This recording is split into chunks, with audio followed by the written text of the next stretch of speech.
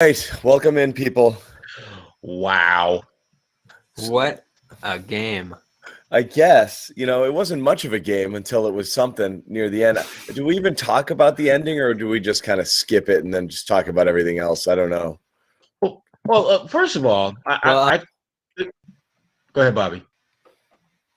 I was going to say they're lucky that the Lakers just let it ride with that. The only way that was going to go was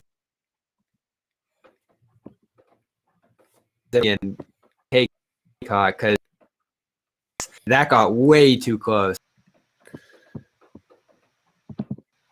Yeah, it did. Sherrod? Yeah, I mean, the good thing about this game is that the Celtics once again had an opportunity to beat a team that was shorthanded, and they didn't choke it away. Yeah. Remember, I mean, they beat, when they beat what was it, Denver? They didn't have Jamal Murray. They didn't blow that opportunity. You don't have LeBron. You don't have AD. You handle that business. Get the win, move on, but by no means should they be popping the collars about this one because the Charlotte Houston games, those were in that vein too. Right. Yeah, the shorthanded, you're supposed to drill them. You're supposed to drill them, and they did that for the most part. The thing that I like more than anything else is that they're playing both ends of the floor now. They're picking their spots. They're sharing the ball. They're defending at multiple positions. They're defending as a group as opposed to individuals. They're doing a lot of good things, but damn, that back line, end of the bench, my goodness. Not even the end of the bench, Gerard. This just I don't want to harp on the end of the game because it really doesn't matter, but it does too because we talk about how thin this team is, and forget the back end. Most back ends of NBA benches aren't helping you, but this back end of the bench isn't even ready to play NBA basketball, as you can see here. And so the second line that they have isn't great, and that just shows the depth on this team. Yeah, but you can't worry about the back end of the bench in a game. No, but my point is, but you're missing Rob Williams. But it's not the point. It's not even the back end of the bench. It's guys who would be in Maine right now. When you're down Fournier and Williams, that means you're playing. You go that deep. These are guys who would never see the court, even in a blowout. So I mean, you're not getting Tremont Waters. Sadly, Neesmith is in that situation. Wagner, oh my goodness gracious, Wagner, I don't think should do anything ever again. Every appearance he's been horrible. Like any basketball related activity, I would stop it. And he got to start his name again. I don't want to say his name. Yeah, I don't even want to say his name. Is that the worst move Brad's made all year? Was starting him. I want to bring Joe Sway on, but he's doing that old man poke at the monitor thing, and I can't tell. I'm looking at him back there, and he doesn't look confident. Joe Sway, blink twice if you're confident. Give it a thumbs up. You want to come in, buddy? We're gonna try him. How are you gonna talk to me like I can't hear you, John? Come on, I can hear you, man. Just because he's doing the old man doesn't mean I can't hear you. I know you can hear me. That's why I'm saying it. This is why I hated the fact that people were trying to lump Kornet with Mo Wagner. I'm like, well, wait a minute. He's got a little more potential than Mo Wagner. I can't wait to do the Kornet segment. It's not a whole lot. But we were sold a different bill of goods. We were told that Wagner could play and Kornet was going to be cut as soon as they filled out their roster. But here's the thing about guys at the end of the bench. If you're going to be at the end of the bench, you need to have one discernible skill that if all else fails, there's one thing that you are pretty good at. Yeah. Kornet, he can shoot the hell out of the ball. That's an absolute block some shots, apparently. I'm not going there just yet, Bobby. He did that tonight, but a little bit. I'm not going to put that on. That is not going to be on his resume. How about the way Tyler Zeller used to block shots? No, a little bit of that. You had to bring in Tyler Zeller. He'd give you a block every once in a while. He'll give you a block like that. He's got that going. Okay, I'll give you that. But I mean, it's Zeller. But all I'm saying, if the Celtics are interested in Isaiah, we know who's going to get cut. Yes. Yeah. We do. But you know, we haven't talked about is Jaylen Brown, who was all in the bag. Pass. Yeah. No, we're doing Jaylen tonight. I'm just messing around. John, you know we got called out on Twitter about that. You already know. I know. It cracks me up. Like he was. The thing about Jaylen tonight, we'll do 2 minutes on Jaylen. It wasn't even just that he was scoring; it was how he was scoring. I mean, he was seriously in his and one bag. I mean, behind the back, between the legs, splitting defenders for layups.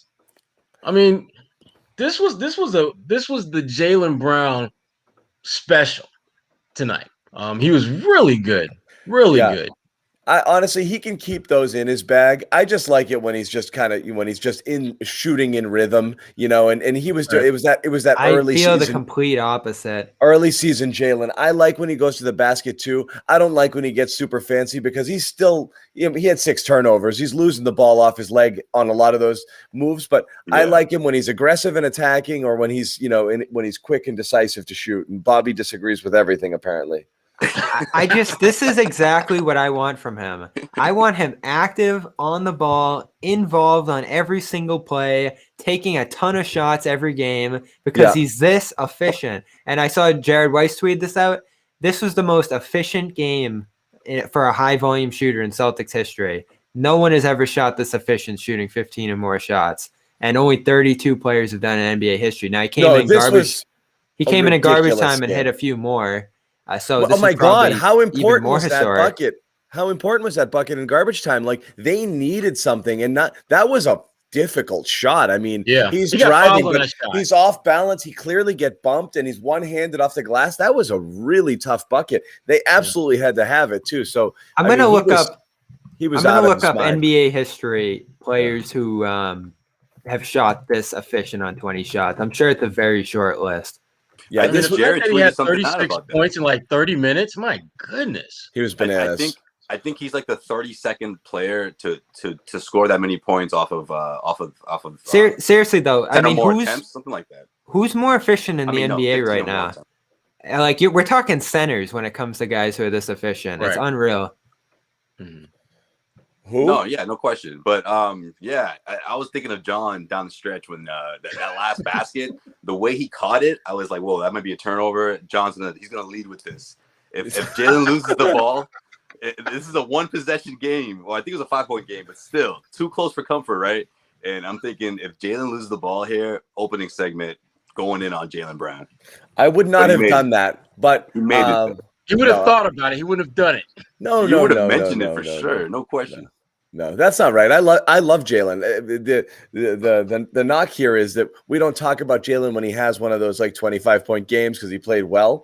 And it's like, it's because it's sometimes you're right. Efficiency can be boring sometimes. He goes out and has those kind of yawn, like, hey, 24-point games on 8 of 14 shooting, and you're like, yeah, whatever. He does it all the time. But I mean, he was out of his mind tonight. So I mean, it's impossible not to talk about it. So 20 shots, 17 or 20 shot, at least 20 shots, and 85% field goal. Only 16 players have ever done it. David Robinson, Shaq, Carlos Boozer, Larry Wright, Eddie Curry, anybody Dominique under Wilkins. 6'8"?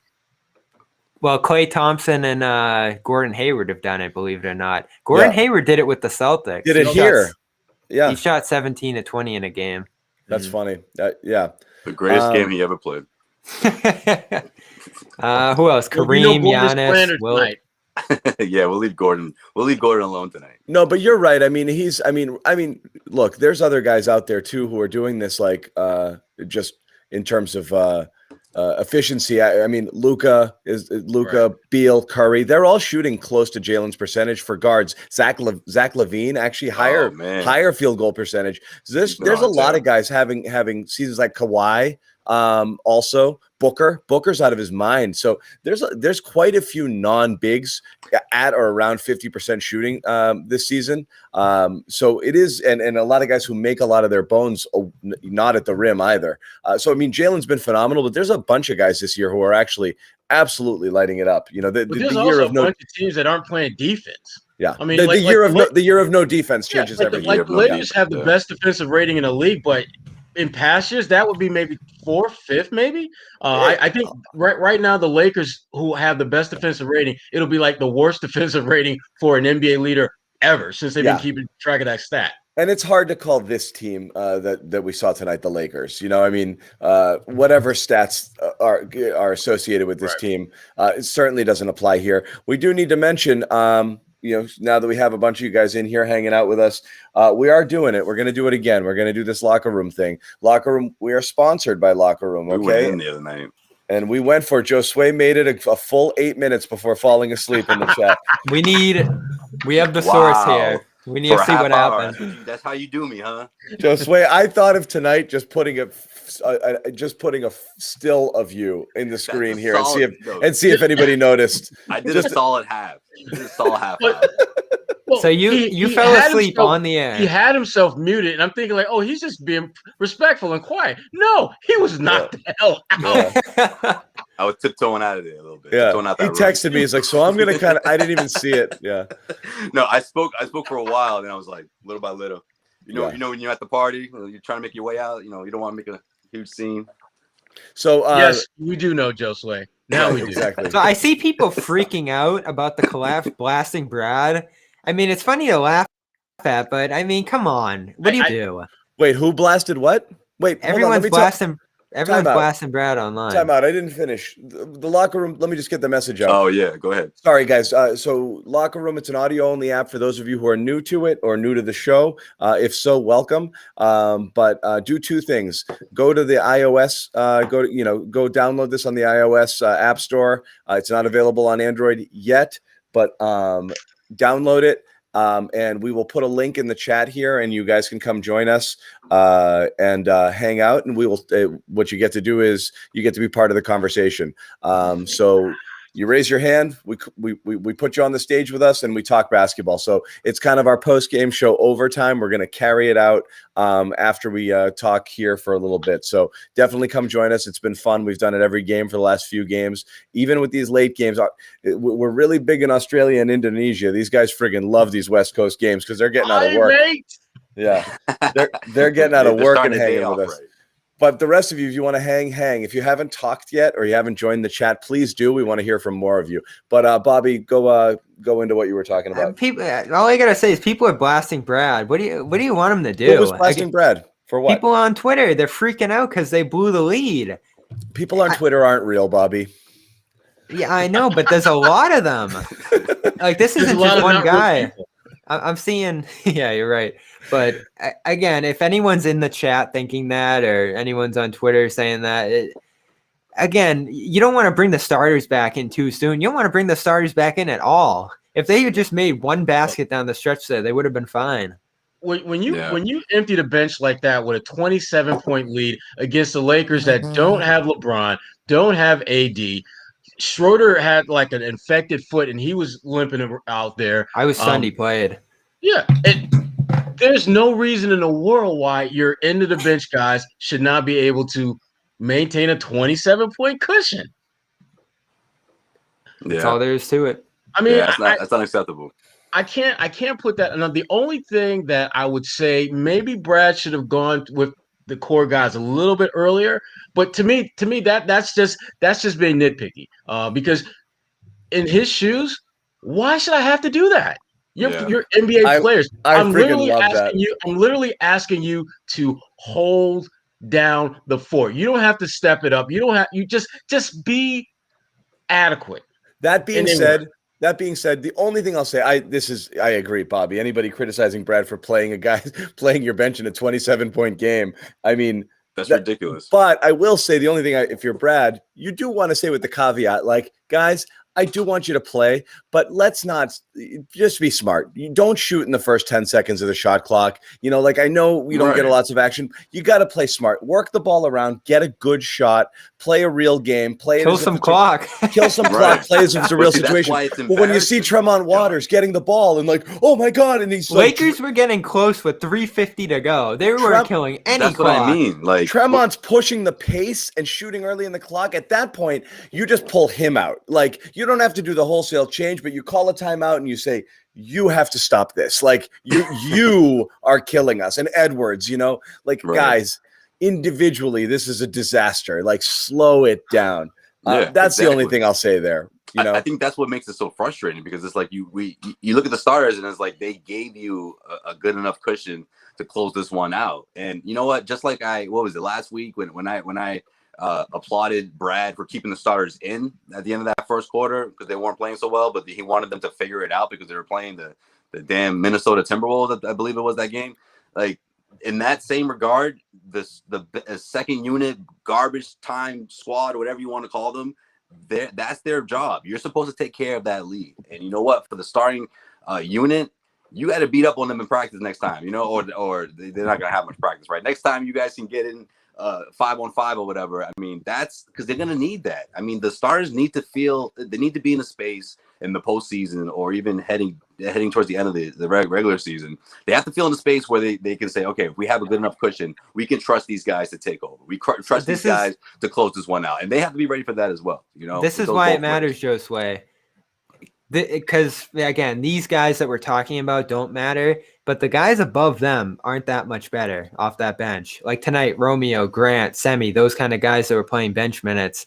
Wasn't great. Those guys were squandering leads too. Made it a little bit too close during middle portions of this game, which we won't even get into. They pushed. They won the game with the Kornet group. I mean, they won it with a couple bench guys out there mixed in with starters. Kornet was good. That was a huge relief.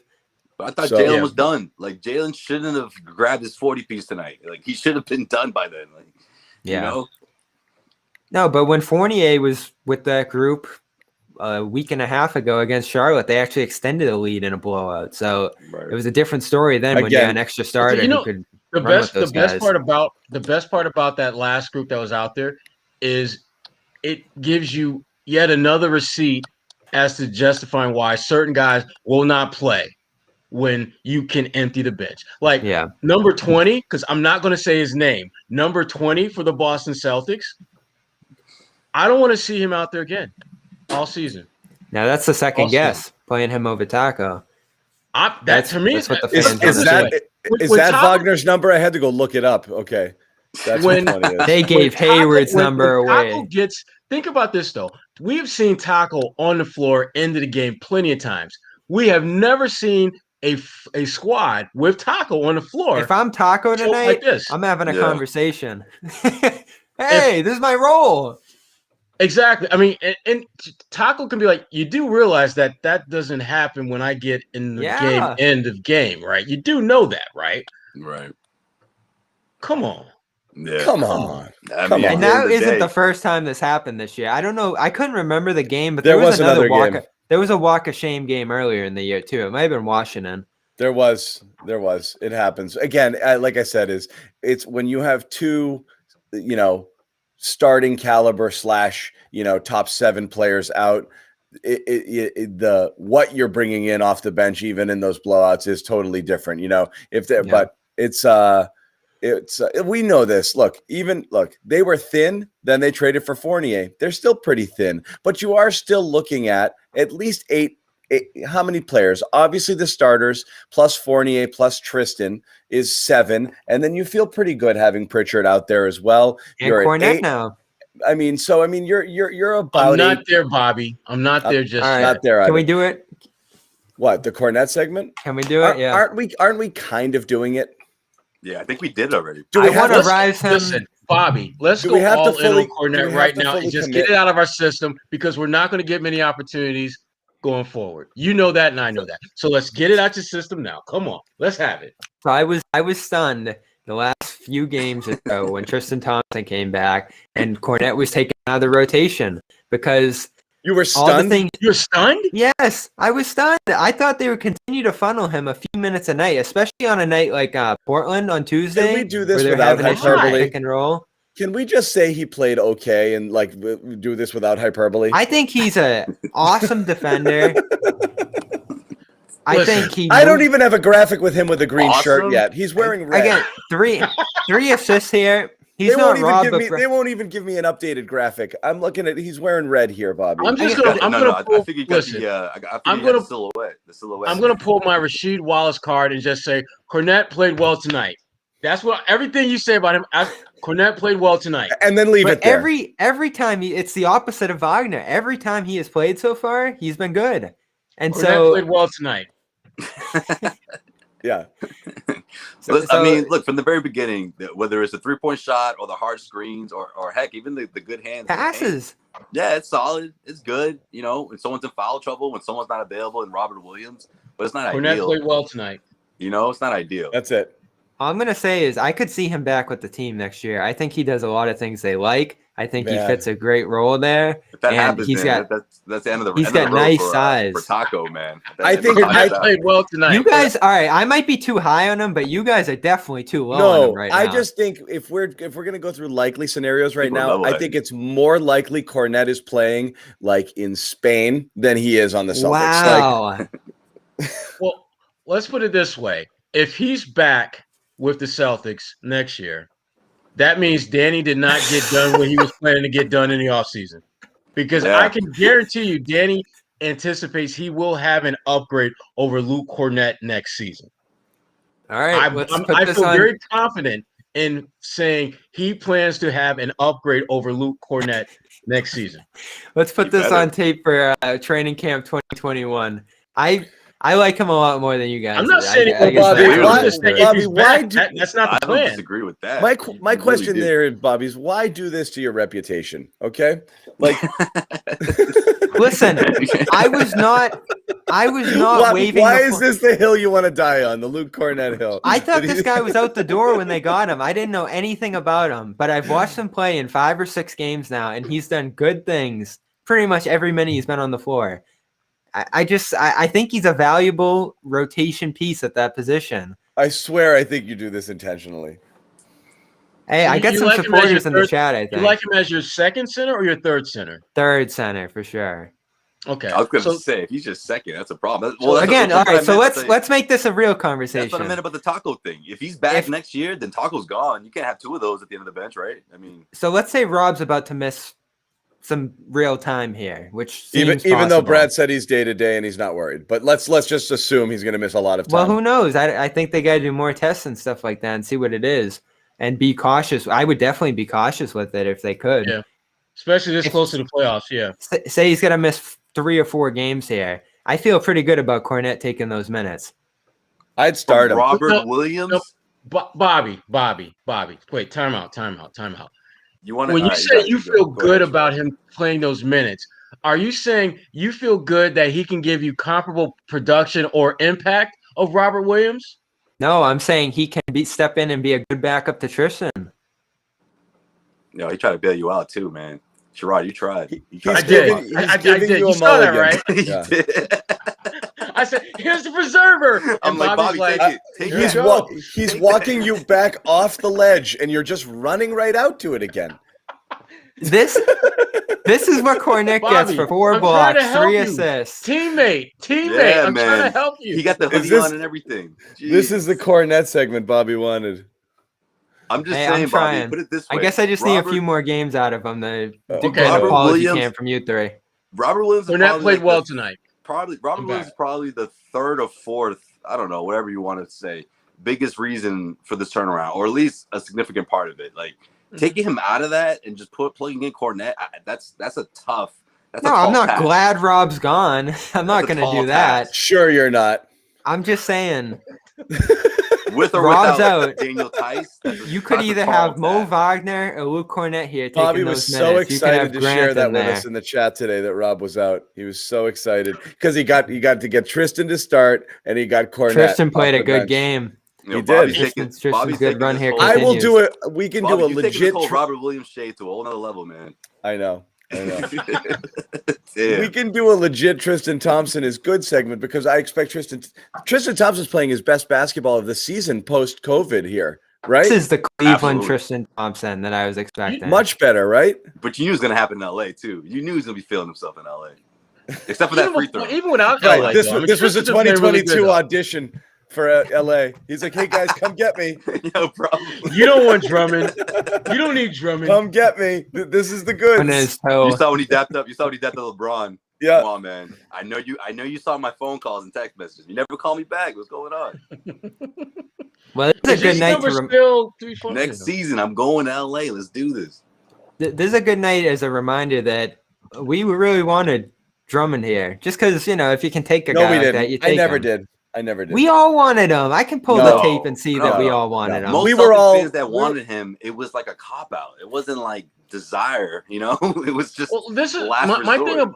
If you could get Andre Drummond for pennies on a dollar, then absolutely. Sure. Yeah. We said we'd take him on the walkout, but none of us wept when he signed elsewhere. Like exactly. It was I mean that's true. But we all wanted were him. like, whatever. I was actually wondering again. If you were bought out and you can get it for minimum, absolutely. Yeah. Even then, I was still dubious because if it meant reduced Rob minutes in a weird 3-man rotation at center and having to start him to placate his ego or whatever promises you would have made to get him to come here, all of that stuff I thought was a little bit iffy. So, I wasn't super sure about. I'll claim it. I was openly a LaMarcus Aldridge guy. So, yeah, but yeah.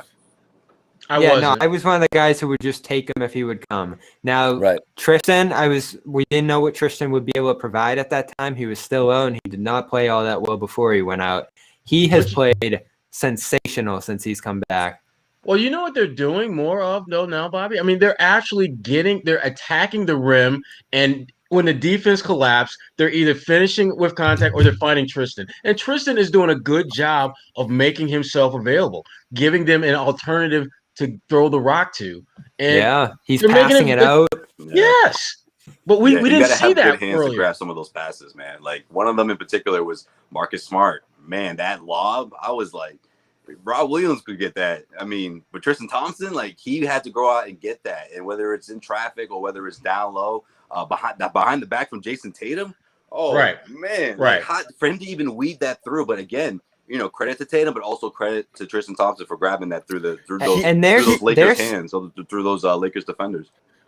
On top of that, there was one thing, Bobby, just real quick. You don't want to pass up an opportunity for me to compliment your boy Tristan, but apology cam time. No, one thing I jokingly, kind of tweeted about was that he passed out of the post early in the game. He got one down low. He never does that, but he immediately looked for Jaylen. Jaylen knocked down a 3 that was early in the first quarter. And I was like, one, the movement was outstanding across the board. In that first quarter, they really stagnated a little bit after that, initial run, but they were moving the ball great. But Tristan was part of that. He wasn't that little vacuum where he gets it in there. And doing all of the things that you love seeing him doing, which is just fighting for every rebound, every loose ball. Like that's what he's supposed to be doing out there. But you're right. He leveled Horton-Tucker on one play. He did. On the boards. He did. It was beautiful. There are 4 things about him that I noticed. 5 assists for Tristan Thompson. That was outstanding. Yeah, that's the big one for me. Damn. He's moving the ball out of the post. It's almost like he's watching Robin, like, crap, that's what you got to do. Oh, you can pass. I get it. But 5 is a season high for assists for him. I think by 2. I looked earlier. I think his season high was 3. So, I mean, that's a big deal for him. So that was great. And then you got the Celtics offensive rebounding machine, a.k.a. Payton Pritchard. How does he do that? Yeah. I mean, this is a team. Everyone sleeps on him. They're legitimate offensive rebounds. I mean, he's actually leaving the ground, snatching it. It's not like it's just falling in his hands. How the hell does he do that consistently? That's the identity of this team, really. They're going to be all over the offensive boards every night in ways that been their identity lately. Lately, yes. It is crazy. No. That's never been them. Not since the Danny Fortson days. Like that's not a that's Danny Fortson. Oh man, yo, that dude's a beast. I remember him. Danny Fortson. No, and you know what amazes me about it, John? And then they got him. What was it? Was it the Nuggets, right? Yeah, no, I'm just messing around, but that's never been a thing that they excel at. No, but they're really good at it. Really, really doing it. And you got to throw it. That's a team effort there too, because you have Marcus obviously is aggressive. Romeo in his stint has been really, really good on the offensive glass. Nesmith? When Nesmith was playing, he was all over it. Yeah, Nesmith crashing his body all over the place, trying to make some contribution. Yeah. Yes, even he was doing something. When his code was working, Rob, obviously has been outstanding. Yeah, exactly. Now there's downsides to that. I think that's another reason their defense hasn't been what it can be this year, because if everyone's piling in, that's just going to send the other team out the other way when they don't get it. But they're so good at it that they get that ball at a higher rate than other teams do. And usually they turn it into outside shots. Rob gets a ton of assists in those opportunities. The way in which they chase those rebounds and are smart with their putback attempts and second chance opportunities makes it a truly effective play for them. It wears away at opposing defenses, and they do it against some of the best rebounding teams in the league. I know the Lakers didn't have their best personnel out there tonight. It would have been impressive to see that against Drummond and the likes, but they've done it against the Clippers. They've done it against Minnesota at this point. Like, just some bigger teams with great rebounders inside, they get in there. And what I want to throw out there about Thompson, since he came back, 100 defensive rating, 121 offensive rating. That's just astounding. They're killing opposing second units with him and Grant out there. Grant's defensive rating with Thompson is 99. I mean, in today's NBA, that's elite of the elite. Yeah. Yeah, because in this NBA this year, I mean, if your defensive rating is like below 105, you're like elite. Yeah, solid, which is scary, because that's like maybe top 10 most years. I'd say the average is like 111 this year. Yeah, that's crazy. I mean, a lot of it. I feel like now this final stretch, teams can either be showing their true identity, or they could just fall from the wayside. You know what I mean? Like, they could just see the finish line and say, this is it, pack it in, pack it out. And the Celtics, look at the rest of the what's left, the teams that are left on their regular season schedule. I mean, I don't expect these guys to win out, but they can really secure one of these top 5 spots. Their schedule is not that hard the rest of the way if you look at it. Just tonight's win is very significant because of what happened the game before them, right? I mean, the Atlanta Hawks. So that's a cool thing that happened. They dropped obviously one against the Bucks. I mean, all of a sudden, look at that. They're tied. But again, a couple of losses here and there, a couple of wins. It could go either way, but the Celtics, the schedule is in their favor. Let's see if they don't, mess this one up. Yeah, because I think they're like bottom 10 as far as like strength of schedule the rest of the way. And you can tell when you look at it. They got the Thunder, the Hornets twice, the Spurs who are falling apart, the Magic, Cavs, Wolves. Right. Down the stretch those here. Teams that are they're smelling vacation or whatever. They're like, let's just pack it in, and Celtics have to just pick up they should be able to stack up at least another 10 wins out of these remaining games. I think so. I mean, the only hard games left, Suns, Nets, a Heat series, Blazers, and that's about it. There's only about 5 really hard games left. Heat, Blazers, win the games you're supposed to and win half the games that are up in the air, and you're looking at another 12, 13 wins. Yeah, this team can really go on a run here to end the year, especially if they're going to get healthy. All they need is Fournier back now, and this team looks loaded, complete, and finally balanced on both ends of the floor. I mean, they're getting healthy and they're getting right at the both time, as long as Rob is right here. And I know John's just kind of shaking that one off, but that does worry me about. I don't believe anybody when it comes to injuries. So no question about it. You weren't concerned about the hip when you first found out about it, John? Come on. No, I'm saying I don't believe. No, it's the opposite. I actually always think it's worse. At this point, the fact that he was probable and not out, right out of the gate seems like a cautious approach more than it does. Legitimate concern. But that's my vibe. Maybe not. We'll see. But certainly you'll feel a lot better about it when he's there, and playing. So, I like that starting 5. Like I've been saying, the more reps for those guys, the better. Yeah. So that's good here. As far as this game goes, again, not a ton to be learned because it was such a banged up Celtics team, but outside of Jaylen and outside of Tristan, and we did an ungodly amount on Kornet already. Did a whole damn episode on Kornet. Yeah, the guys. Anything else? Kemba, I'd say. Anything else that stood out to you guys? Kemba was there.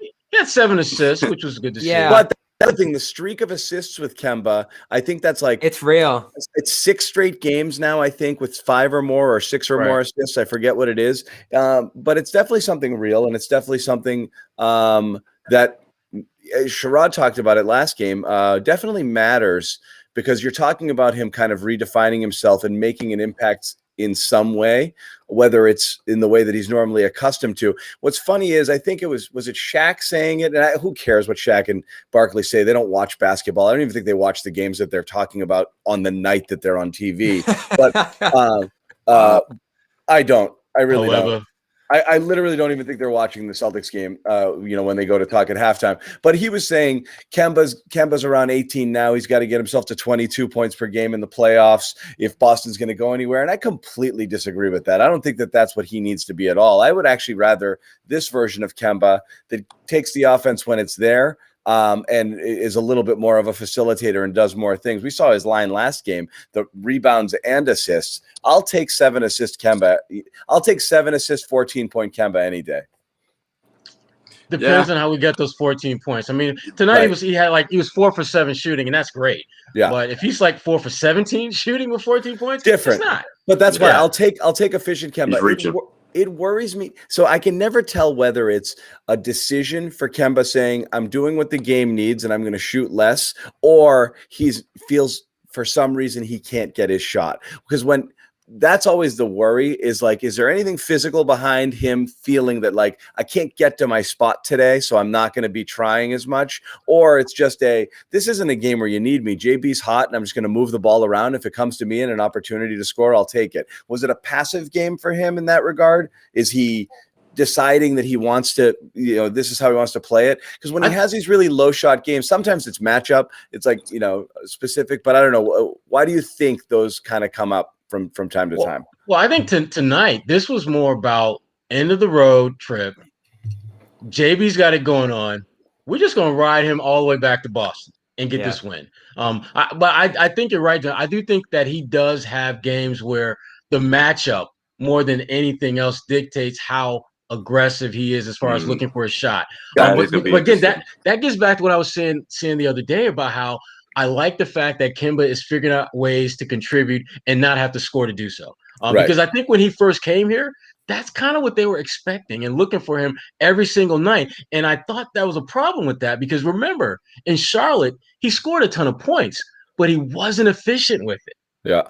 And so I didn't have a feel for whether he could make that transformation to becoming an efficient scorer when he's been in the league for damn near a decade and hasn't been. Yeah. So what's he going to give me other than points? Can he do other things? Can he rebound? Defense, I'm not even going to worry about defense because Kemba's always going to be at some disadvantage at that end of the floor. Can he do other things to help us offensively? And Kemba's doing that. His rebounding, his passing, and along the passing, he's also keeping the turnovers low. That's another part. Like, because I think he had like 2 turnovers tonight, and 7 assists. Yeah, it's huge. Yeah, it's really important, especially Saturday. I think Saturday night's going to be such a great test. Steph Curry is doing his thing, obviously trying to will his team into a better, playoff positioning. And, it's Saturday night at TD Garden. The lights will be bright and everybody's going to be, playoff atmosphere. Players will be really competitive.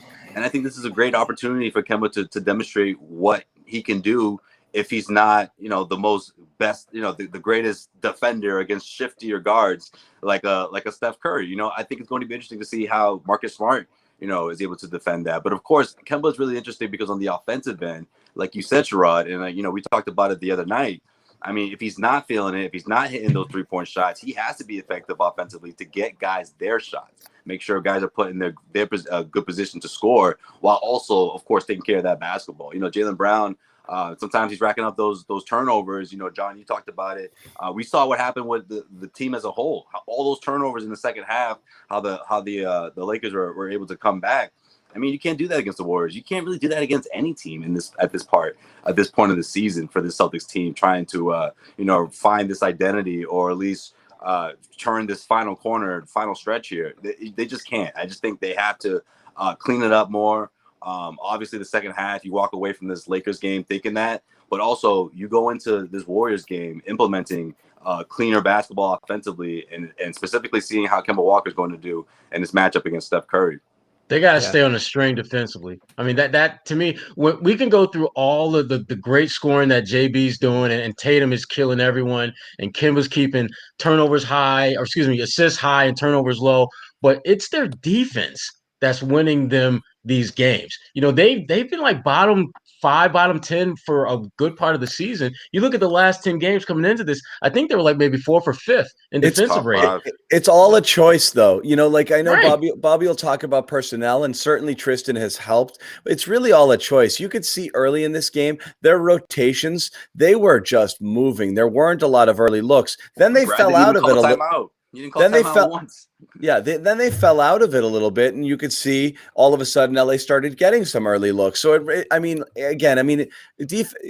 not just this year. It's not just this team. It's basketball. Defense is a choice. You know, it always is. It's just whether or not you want to fully commit to playing full effort. And again, a lot of people make the case, you know, this year, the reason teams aren't doing it, tight packed schedule, short rosters, COVID lung, all of these factors. There's a lot of people. It's like, am I really going to friggin' run around here like it's crazy? Connectivity too with the unit. Yeah. And when you have guys moving in and out of the unit too, that destroys some of the cohesion in these groups, as well as lineups. I mean, we can all look back on that Tristan Thompson thing and say that was never going to succeed defensively. But you have to just recognize that, like, you know what? We tried it the other way and it didn't work. So the only way we're going to be able to get back and win and get on any sort of consistent streak is if we commit to it. And you see them having done that more so over this little stretch. Time, you better. And so you kind of you talk about flipping a switch. It's nice to know you can do it defensively because you have to be able to.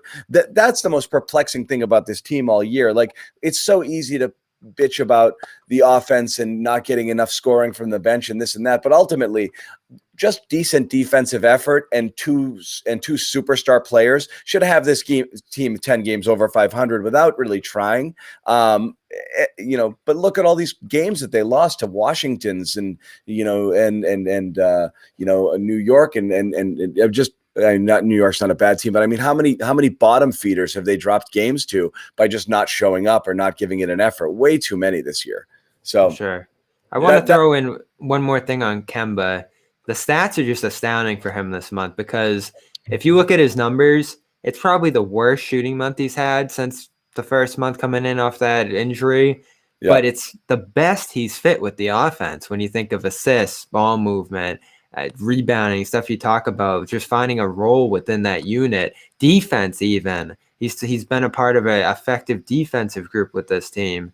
And that assist to turnover ratio, 49-11, for a team that has turned the ball over a ton this year. That was his most important attribute last year, is he kept the turnovers low, he controlled the ball, and he hasn't been, I mean, this month he's averaging over 7 assists. He's never been that guy in his career. But this is what you said, John. He never played with guys who could let him be that guy. Right. That's what's in. Again, it's so. Is not going to get it done. It's so funny seeing the chat. There's a ton of people in here who are viewing this game as a trash game and get rid of him. And it's like I've been blown away by him this month. I think again, I don't know about blown away. How about that Portland performance though? He found Rob. He was finding shooters.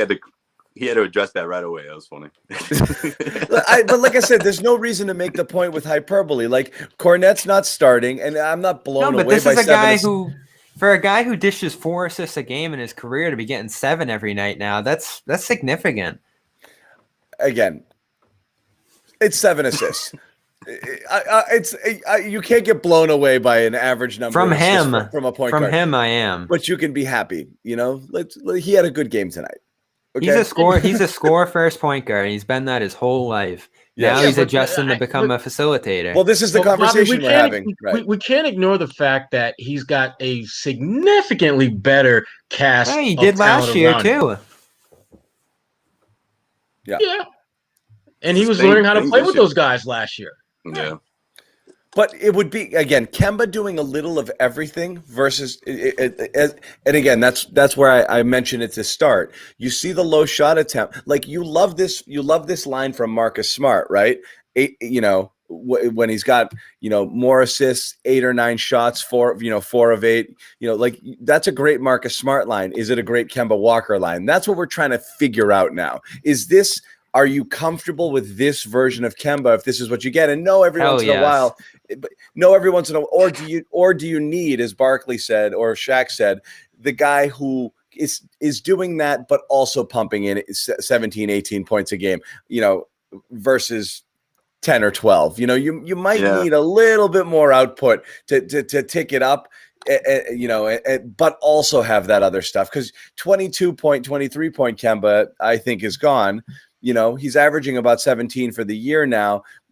You'd like to see that, while also, on just more efficient, as Sherrod said, is how did you get to that total? Did you get it going 4 for 7 or 4 for 17? It's nice to get to 17 points if he's shooting 6 for 13, 6 for 12, as opposed to having to jack 20 shots to get his points, which is not what this team needs. Because on a night Kemba's shooting 20 times, that's taking shots away from Jaylen and Jayson, and you don't want that. How many times you see Jaylen just disappear for stretches? That was my biggest point coming in this year. Yeah. How would he be useful on this team without getting in Jaylen's way? Because Jaylen's going to be getting on that ball and scoring more, and that needs to be the case every night. So I don't want to see Walker taking a lot of shots and taking possessions away from Brown. Brown's just a more efficient player and a more dynamic player at this point. Yeah, but I think at the same time, though, you need Kemba to just he has to be that threat, right? I mean, if he's like 7 for 10, or if he's, something like that, teams aren't going to leave him open. I mean, regardless, even if he's having a cold night for the most part, right? They're not going to leave him, that open out there. But when he's a constant threat, because teams know that even if he hasn't scored in plus minutes or whatever, or if he's gone scoreless for the bulk of the first, 5 minutes, 6 minutes of a fourth quarter, he could still drop 2 back-to-back threes on you, and all of a sudden, you're going to call timeout. You need to do that to be a great passer too. You can't just be taking no shots and trying to get to positions, and that's kind of how Smart became a great passer. Like, he wasn't the most efficient scorer, but he was getting to those spots and making himself a threat and showing that he was willing to take all of those shots. The defenses had to react accordingly. Now this is Kemba. Defenses are gonna react anyway. But you know what I've noticed about him this month too? We've talked about this all season, John. Getting to the rim. He couldn't do a period to start this year. That was the biggest concern, and especially last game. He got there. That's exactly it. It's that half step and just extending out in front of you. Just before, he was getting blocked every time. And so he's finishing there, and he can pass from there. And defenses don't know which he's going to do. He's shooting 60% inside this month. You guys joked about it where I put up that graphic that showed his 2-point shooting stats. But remember, he went through that spell where he just didn't score any points, any non-3-pointers. Finished with like 6 points one game, and then but he just couldn't do it. It was 0. Crazy. I remember that graphics. It was like 20 points, 0 from 2. Yeah. Which is crazy. No, but it was weird. It was remarkable because he was so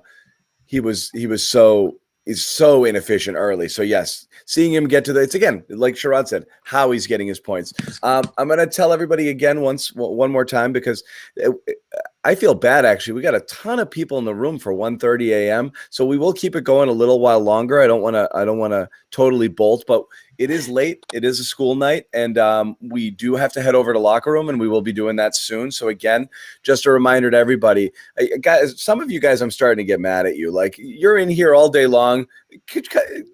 Come join us. Come join the party. It's the after party. Like, what do you sit here and you yell at us on the chat all day long? Come yell at us for real. Let's lend your voices to the conversation. Okay. Download the app. And I know we have a lot of you guys who said it's an Android situation. I totally get it. And again, hopefully that's going to be rectified. But if you have an iPhone or whatever, a Mac product, download it, jump on with us. Join the chat, audio only app. It's our sponsor. We want to show them love because it allows us to keep doing this. It allows us to do more of this, hopefully. So come join the chat. Sherrod and I are going to head over. These guys are going to come over a little bit after that. Josue is in it to win it tonight. He's going to be there the whole time. He made some adjustments. He looked at what went wrong on Tuesday, and he changed it around. He's here. Colombian coffee. We're going to get the best version of Josue tonight. For sure. Best version of Josue.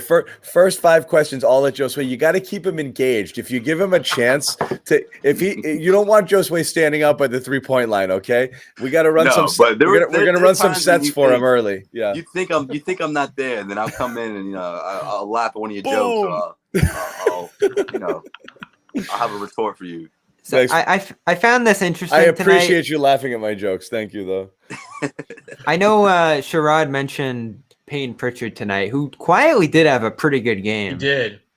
He said after the game, I think you could say I hit the rookie wall. It's a grind for sure. You get tired. You have to stay physically and mentally prepared. Yeah. That's something I can continue to improve on. And, there was a stretch at the beginning of the season where, like, every single night the opening segment was Pritchard, and he got lost in the fold for a little bit there. So it's tough to tell. Is he going to be that dynamic guy from the beginning of the season, or is he going to kind of get lost in the fold here in the playoff time? It's tough to tell, like, what his role is going to become playoff time, because he was so important early on. Well, I think – oh, go ahead, Sherrod. No, you got it, Josue.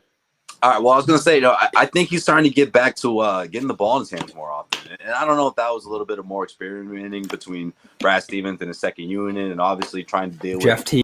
Yeah, trying to deal with the interchanging pieces and what was it, the trade deadline. There's a lot going on at that time. And of course, that's when Pritchard hit that rookie wall. But, in that second quarter, when you see Tatum, giving the ball to him, or at least letting him bring the ball up, I think that's because you're going to have that secondary playmaker coming off your bench down the stretch, and of course into the postseason. I think Pritchard can be that guy. I mean, he just weathers the storm. I mean, whether it's a situation where the Celtics are behind, or the Celtics just have to start, settling down a bit. They get a little too trigger happy towards the end of the first quarter, and they start blowing away a lead, or whatever the case may be. How good is his shot? Pritchard can come in and get that ball. Pretty. He controls the offense. He went cold for a bit. Somebody. And of course, who can give you that defensive energy on the other end as well. I'm just talking about how it looks, John. Like the two absolutely. He hit on the right wing there, it's smooth. Yeah. I mean, look, one of the great things about Pritchard, and it's been since day one, is he's fearless. So he doesn't play like a guy who's worried, like, am I going to make a mistake and get pulled? Or, doesn't look like the moment's too big for him at all. But the trade-off is he can take some hero ball shots, and he's had so every once in a while he's kind of jacking shots where like, that's not really the one you should be looking for, but it's because he's willing to take those that he's been successful. But his shooting for this month of April has been just atrocious. So he definitely did hit a wall. I mean, he's shooting 30% for the month, 23 from three, after going 50 and 50 for the month of March. So he definitely tapered off a little bit. So yeah, you do want to see him kind of bounce back. It's not just the rookie wall and playing this many games. It's this many games this fast. So I do wonder how that's going to affect a lot of people here. You always go from a 30-game college schedule to an 80-game, and it's right around the 40, 50-game mark where they're like, geez, this is long. But on top of that, he's been there. Has he missed a game? He had he missed that long stretch. He missed 6 weeks. So I take that back. I totally spaced on that. He missed quite a bit of time. So he's got fewer games under his belt as a result there. But he's just got to keep. But that knocked him off too. I mean, that was one of many factors. Yeah. He's got to. Fans, they were freaking out when they saw him down. A couple moments this year. That one, the smart one. I mean, it could have gotten bad. That was the MCL. Smart was almost like, is this going to end the season, or we're not going to wait? That would have been the knockout blow right there. Yeah. So yeah, they're going to need him because we were counting down the amount of people on the who you're willing to count on. I think he's one of 8, right? At this point, your starters, Tristan. That's my question for Sherrod. Is he going to be involved? And Pritchard. That's your 8. That's your 8 playoff rotation. He's absolutely essential there, especially without, bringing anybody else. I mean, we are not even going to do the IT segment here, but well, that's my question. Is he just going to spell Kemba and Smart for 5 minutes, or is he going to be a real deal piece for this playoff rotation? Like they're going to need him to contribute. I think he's playing 12 to 15 minutes easy most games. Even in a tight rotation, I think the guys who are going to fall off is you might get one turn at a Romeo, in the first half, but it's going to be, I don't know if you're going to see them again in a tight game in the second half. You see Brad do that a lot, particularly in the playoffs. They'll give everybody that turn in the first half. No, but then in the second half, nope. Those minutes get really tight, and you're really down to just basically 8 guys. Remember the 90-second canter? No, that's so awesome. True though. No, Brad does that. That was awesome. My high school coaches do that shit. Yeah. No, but it's true. Okay, just like we won't let you relive those painful moments in your childhood. No, but it's a quick hook. Yeah, I did that one for the team. I do that up there. That little lob. You'll get a little Grant. You'll get a little bit of Romeo, maybe. Semi-situationally, but I think it's a really tight rotation. But that's why Pritchard's so important, right? I mean, you need someone like that, and especially if Marcus needs a break, and you need him to be. You need offense from him. Yeah. Well, yeah, exactly. But for someone like Marcus, because a lot of people would just assume or they feel comfortable just plugging in Marcus with that second unit, or him or Kemba, just one of those guys is fine, and Pritchard can grab 9 or 10 minutes. But sometimes those guys need a break, and it's not necessarily because of foul trouble.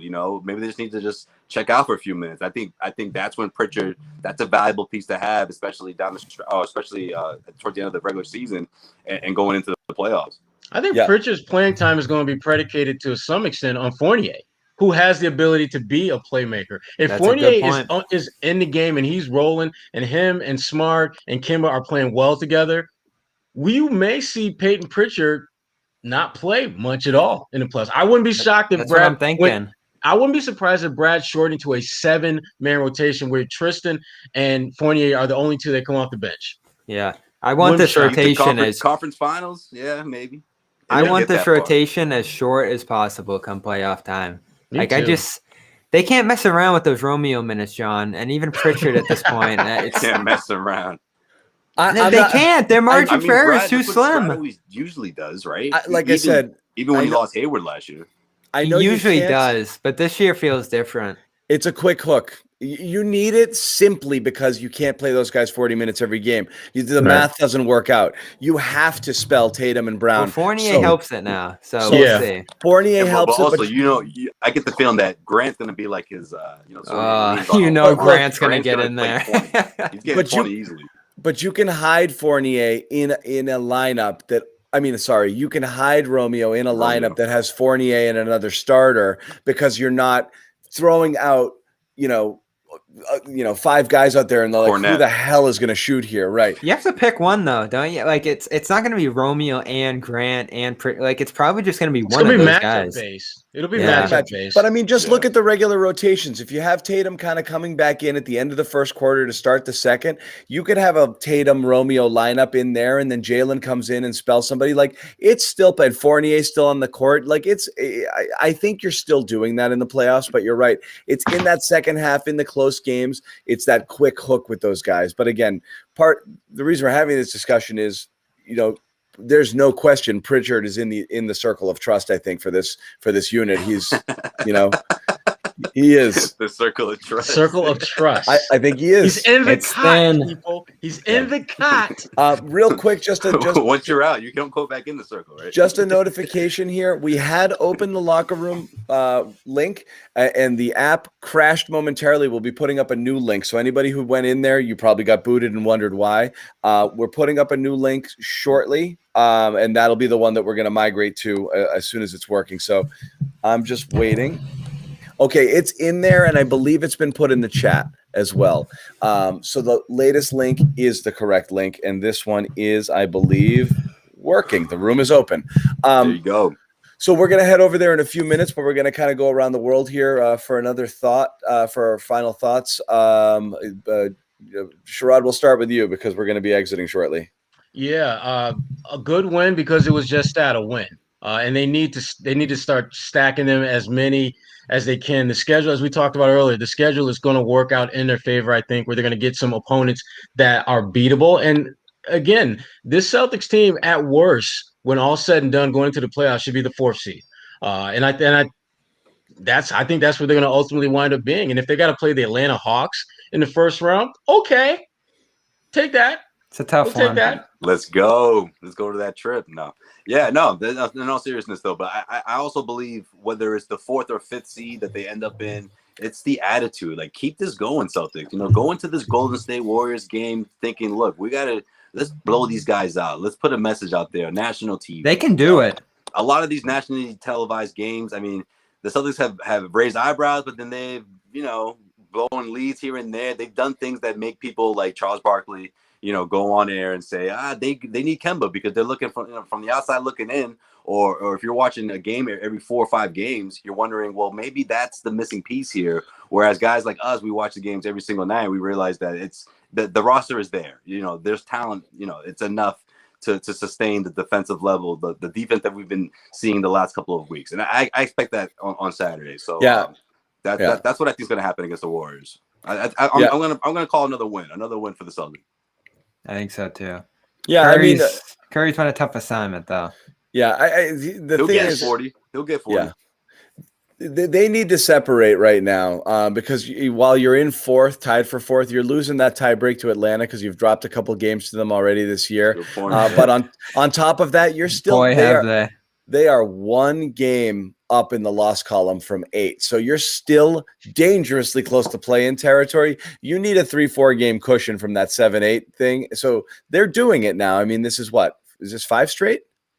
Yep. I know you don't want to fall into the 7th. Like that's but you just can't do it. I like the format, don't get me wrong, but man, like you can be in a tough spot. No, at this point, now that we see that what this team's capable of, that would be a horrible failure. And obviously something would have to go wrong, I think, for it to happen. Because right now, the way they're playing, they're not going to lose many games, as Sherrod said. We've not only seen this team get back to being healthy, but we've seen them form an identity to some degree. And we've seen their best players step up to the plate and figure out what their roles are in all of this. Like everybody's starting to look a little bit more comfortable with what they need to do right now. So I have a little doubt about this team going on a run here. Now, I was wrong about the 7-game homestand being a turning point. Who knows what's around the corner now for this team, and we'll keep an eye on that Rob situation because they're not well sustained to lose a starter or even a rotation piece at this point, just given how important every single piece is here. But as far as how they're playing this month, not only the record, but just the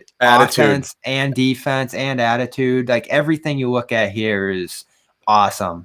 It's just a great looking team. They're fun to watch again. And they're knocking off wins like it's nothing, like we saw early in the season. We kept asking, like, was this 2019? We'll see. But I just never felt it. I felt like there were real issues, losses, stuff going on that was undermining the team rather than they have all this stuff. How come they can't do anything with it? That was the big difference to me. I do. Bobby is easily impressed, but it doesn't mean he's wrong. Like they're better right now, you have reason to feel better. Was that sort of kind of a compliment? No. He's it's like a backhanded compliment. Look, right now we've got Kornet is a key piece of the future and blown away by a 7-assist game from a point guard. So we are we're definitely hyping things up a little bit. It was a backhanded compliment. Even Joe Sway had 7 assists, back in the day. I'm gonna keep the Kornet log for every 90 plays. But Kornet has that 20-point, 10 rebound playoff game. Bobby's gonna say, "See where Bob." Look at the tape. What I'm messing with, like I said, it's a half joke, but at the end of the day, it's more fun to watch. They're playing with more urgency. It looks closer to a Celtics team that you expected to see. What they're going to do against the big 3 here is anybody's guess, If you look at the numbers right now, this month, I know it's only 7 games, but 7 games is something. Yeah. They're playing like the Nets on offense, and they're playing like the Lakers on defense, statistically. They are 121 offensive rating and like 110 defensive rating. They're just destroying teams right now. And we've seen them do it to Denver. And I know you guys weren't impressed with the Minnesota one, but a fully loaded Minnesota team going toe-to-toe with I was them. Not, but I was super impressed with the Portland game. That's Portland one as well. That's my favorite of this stretch. Said fully loaded. All right, so Sherrod, head on over right now. Head over to locker room. You too, John. I'm heading over to tweet it to your phone. He's gone. Oh, geez, we gotta do this thing again. Hold on, I gotta be the host here. Bobby, didn't I tell you to come prepared for this? I need a closer notice. Normally, you need more notice. I actually need like a closer notice in these cases. I know. We know we're gonna. We've done this quite a bit, right? Yeah, we have. Yeah. Sherrod made it into the room. I'm proud of the guy. He was out quick. He's out quick. What do you want us to talk? Give us a topic here for me and Josue to toss around. I thought Bobby had some. Normally I do, but you know what? I got a good one, and I want to talk. I'm going to bring this to locker room as well. I don't like doing this. I don't like lending credence to other people's bullshit hot takes. Okay. However, I don't know which one you think I'm saying. I'm going to play the clip. Which one are you talking about? Brad today? No, or just the whole thing in general. What are you talking about right now? Damn it, there was a Nick Wright, who I think is the largest Yahoo of all of them, and probably has less right to any opinion than anybody who spouts opinions. But what did he say this time? His point was, or the thing that he said was, he hates Boston and he's backhanding them left and right. But the point that he made was, stick, man, he loves it. He loves crapping on Boston. It's his stick. But the thing that he said was, look, Syracuse at the end of the day, Boston's never going to win. Like, what are you going to do if you're Boston? Look at the top 3 teams in the East and look at their best player. If your best player is Tatum ever going to beat Giannis? Is Tatum ever going to beat KD and or Harden? Is Tatum ever going to beat who am I missing? What's the third team here? Embiid. Yeah. So he's saying all of those teams' best players are better than your best player. And so I don't know if it's right or not, but it is an interesting conversation when you're talking about you have to be a complete team to be able – if you need a better team effort right now. And the Celtics are top heavy with stars, and they're not a great team. So it's not whether or not I give a crap what that guy says. I just was wondering if you think about it, you're right. That's why we talk about Tatum's got to enter that top 5 conversation where you got to be like, hell yeah, he's as good as those guys. But when he's not, and you're looking up at those guys, you're like, yeah, they kind of do. Not only do they have the top end talent, but the rest of their roster is right. You know what I would love to see next week? I'm heading out. You wanted something to talk about? Yeah. I just dropped. I heard you, man. I heard you. Don't worry, I got you. So that just makes me think of this, Josue. You know what I would love to see next week, and we're not going to get it because we just don't get nice things with this NBA regular season. Fully loaded Nets, fully loaded Celtics going at it next week. I think it's in Brooklyn. I don't know where it is, but whatever. They're playing next week. Go in there. Face KD, Harden, Kyrie. You don't have to win, but just hang in there right till the final seconds. Show you're on that level. That's what this team has to do right now regarding what John just said. Like, that's the cream of the crop when it comes to elite teams in the East as far as top-end talent goes. If Tatum, Brown, and Kemba can go in there and hang with that group, you're talking about something. But so far this year, even a slightly undermanned Nets team is just wipe the Celtics off the floor.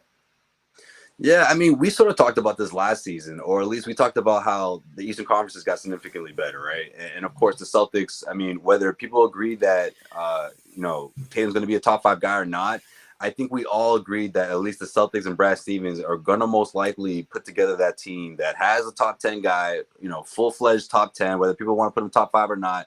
Obviously, this is like a year ago, right, or close to it. And the other pieces, Jaylen, top 20 guy, and then you have everyone else, right? And we looked at a team in the recent history. Well, I shouldn't say recent history, but we looked in the history of the last 15, 20 years, and we're like, well, maybe the Celtics could be sort of that, like, Detroit Pistons of the NBA, right? I mean, the Detroit Pistons very rarely had the best player of the series, but, of course, they had the better team. And I think when you think about Brad Stevens, of course, his background in coaching and not just necessarily what he did on the collegiate level, but the program that he brought to the Final Four in Butler. Like, that's significant in the sense of what he's been able to do with underdogs in the past. And a lot's been made about that, of course, the last 5-6 years with Isaiah Thomas and, those teams before that, the overachieving squads, if you will, the overachieving era, if you will, of Celtics basketball. But now we're talking about a legitimate top 10 guy. Does Tatum have to be a top 5 guy in order to knock off one of those teams? Maybe not. I think so. You think he has to be? Yeah, just because I think it's tough to say because, in today's NBA where like a lot of the top tier teams, they have that dynamic duo. How many of those guys fall in the top 10? Sure, the Brooklyn Nets have a team like that. The Los Angeles Lakers do too as well. But how we know what the difference is? The difference is the Nets have a guy like, let's say, Jeff Green, who could get you 20 if he's playing at his best level in a playoff game. We've seen him do that. He did to the Celtics in Game 7. Philly has a Tobias Harris. Even a Seth Curry could have a massive game for them in a playoff game. And then when you think of Milwaukee, it wouldn't be anything to see Chris Middleton get 40. Dante DiVincenzo could do all that. They have a bunch of role guys who can really go out there. When it comes to the Celtics, like, we love Rob and Thompson. They're not scoring any more than 12 to 14 points. Kemba at this point probably capped at like 20, 21 the way he's been playing. And, Fournier's the X factor here. I see this guy chiming in here. Can Fournier be that guy who could go off in tandem with Tatum and Brown? This is why I think that addition was so important, because Tatum could have 25, Brown could have 25. You throw in a 20-25 from Fournier there, that's enough to win a playoff game. I mean, but Bobby, outside of Brooklyn, though, like, which other team in the East, at their best, top three, their best three against the Celtics' best three? I mean, the Celtics can go up against anyone except for Philly. Brooklyn. Philly? What? Tobias Harris? You telling me between Jaylen Brown, Jayson Tatum, and he's been like that this year. They can't give these dudes the business? I mean, for the first time in a long time, we saw those three guys score 20 plus. Like, I'm not saying that that's going to be the normal all of a sudden, but in a best of 7 series, and that's another thing too with Brad Stevens. Like, that's an advantage to have in the best of 7 series. He does a really good job of coaching, and of course, Eric Spoelstra got the best of him, but Eric Spoelstra is Eric Let's Spoelstra. be honest though. So I'd probably take Jaylen Brown over Ben Simmons right now. But Tobias versus Kemba, that hasn't been close this year. Tobias has the edge. Yeah. That's true. So that's all I'm saying here is those top 3 teams, they have big threes that you can't mess around with. And Drew Holiday versus Kemba, Drew is completely blowing him away this year. That's the thing that guys like guys like Charles Barkley and was it Shaq? I think they were getting into it about the Celtics about how important Kemba is. They're looking at it as, well, what are they going to do against Philly and Brooklyn? Whereas we're looking at it as, well, the Celtics can still get pretty far in the playoffs if they can somehow avoid those 2 teams in the first 2 rounds. I mean, that's the thing. I mean, once you reach that point, yeah, of course, Kemba has to revert to somewhat of that guy he was in that first 4 or 5 months as a member of the Boston Celtics. I'm taking Brown over Simmons. Brown's a 40% three-point shooter and can score from every level on the court. I'm taking that over Simmons' finishing and transition runs. I know he's a great defender, but people taking Simmons. Yeah, and it's close. I'm not saying Brown blows him away. It's close, but because of Embiid's MVP season, it's tough. It's a tough matchup for the Celtics. What's up, Joel? Joel Pavone is in here. Bro? All right, so that kind of shapes up the East a little bit. We're not going to get a lot of these tests down the stretch of the season because the schedule is just bad for Boston. They're not going to see Philly again. They're not going to see Milwaukee again. They'll get that test against Brooklyn, though. So that's the big one right now that you have to look at. And hopefully the Celtics are fully loaded by then. This Rob thing is so important. If Rob starts to miss significant time here and then he has to get acclimated and back into shape and this kind of stuff, that would just kind of shake this team off its foundation right now with what was getting them rolling at this point. It was nice tonight, though, to still see the offense moving and doing some of the things that Rob helped spur and, kind of maintain that offensive momentum. They were, I think through like the middle of the third quarter, they were shooting close to 60%. So the Celtics are rolling in a way where, at least for right now, one guy can go down and other guys can pick up the slack there when it comes to passing, when it comes to scoring, even rim defense today. Like the one thing you would think they would miss most about Rob is rim protection, and Thompson and Kornet both clean that up. So to see the depth of the team actually step up a little bit in some sense is great. Any other thoughts out of tonight before we hop over that locker room, whether Celtics are around the league? You said about Tristan. I mean, of course, I was thinking about you as Tristan Thompson's playing just great basketball. Just a great game from him on both ends. Great defense. I mean, this is why I freaked out about him, Josue, because this is what he was in Cleveland. Grinder defensively, versatile, strong, rim protector, rebounder. I'm telling you, Bobby, I swear, sometimes I think the Celtics just gave the dude a break, man. They're like, listen, we know what time it is. This is that point where we want to gear up for the final stretch. We're not quite sure what we have between Wagner and this Kornet guy, so we can get some reps in with these guys. You know what I mean? Like, and it's great because he's a veteran and he understands that. And both ends, both sides. It's a mutual agreement, and it's beneficial. Like, look what happened. I mean, look, I don't know if that's true or not, but like, it wouldn't be the worst thing in the world if the Celtics did that for someone like that. A veteran who's obviously proven himself in this league. Yeah, before, I don't know, but plenty of basketball left. But no, I mean, what is interesting regardless, to see the break worked. It was good. It was good for him. To see him come back like this, that's not normally what you expect from someone coming off that. That's for sure. Yeah, that's true. Who this question, who do you want to see? You can either take this as like, who could they beat, or who do you want to see them like measuring stick against? I kind of want Atlanta.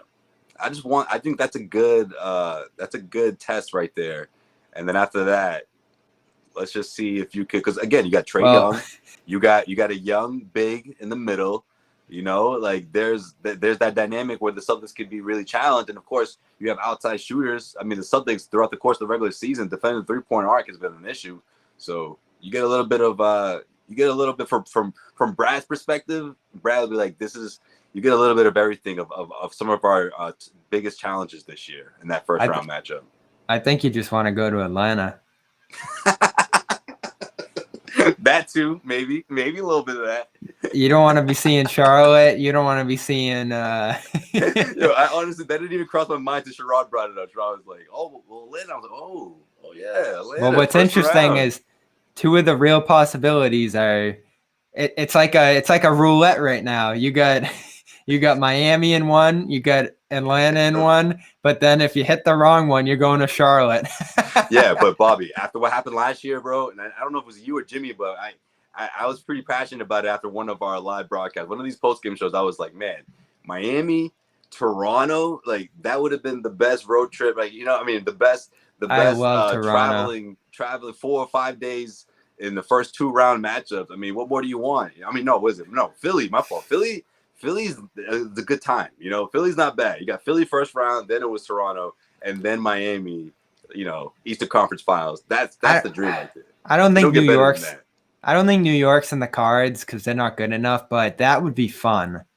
I mean, going up against the Knicks fans, and then the Knicks Celtics thing, that hasn't been a thing in a while, but it would just like shoot right back up. Right. But I think that's up the pike too. They got to send us, right, Bobby? I mean, John's sending us. They're playing the Knicks. Oh, easily, yeah. We wouldn't even have to fight for that one. Charlotte, though, that's the one you don't want, and they're falling anyway. So I think it really is. If the Celtics are going to be 4, it's going to be Atlanta or Miami. And if I had to pick between those two, I want Miami. Like, I'm the kind of guy who's like, all right, let's get the measuring stick out. Let's see how this team really lines up. And if you can get through Miami.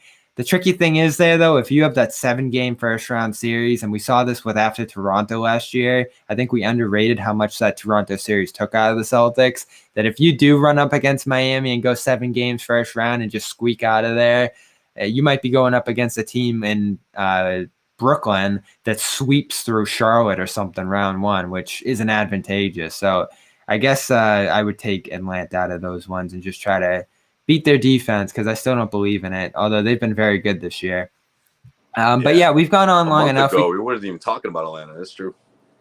We can take this over to locker room. I still see some great questions. Normally, I'm not loving the questions here in our after show of sorts. I know, and you openly tell them, Bobby. That's well, you gotta inspire. It's a good thing because they're gonna really try to come harder next time. But it's also like, man, you're a tough judge on these guys. So that is it for tonight. Celtics are back in Boston on Saturday. This was a nice road trip sweep out west for Boston, an impressive one at that. Yes, there you got the Warriors on Saturday, another primetime national TV game. At the Garden. Steph Curry's back in that MVP race, but that team is not all that impressive otherwise. You're going to be looking at the guys that are on the court with him and be like, who's that? Who's that? There's a 95. I know. One of them's named Juan Toscano. I was going to say, you got to give him that jersey. This is Toscano that made the league. Oh, man. All right. Shout out to Jimmy. He better be up for that one. Come on, Jimmy. We're on the locker room. Get that app if you haven't. They're already getting started over there, so you can jump right over and get in the queue to ask your questions over there on the air. Yes, if you don't have locker room or you don't have an iPhone, we put the sound on our Celtics post-game show podcast feed, which is available everywhere you get podcasts, Android or Apple, and you can listen to it the next day. We're trying to get that app underway for Android. It shouldn't be that hard, but they're running into some bumps here and trying to get it done. So hopefully that's done within the next week or so, or at least by the playoffs. So for Josue Pavone, everybody here on Celtics Postgame, we're going to see you over on Locker Room.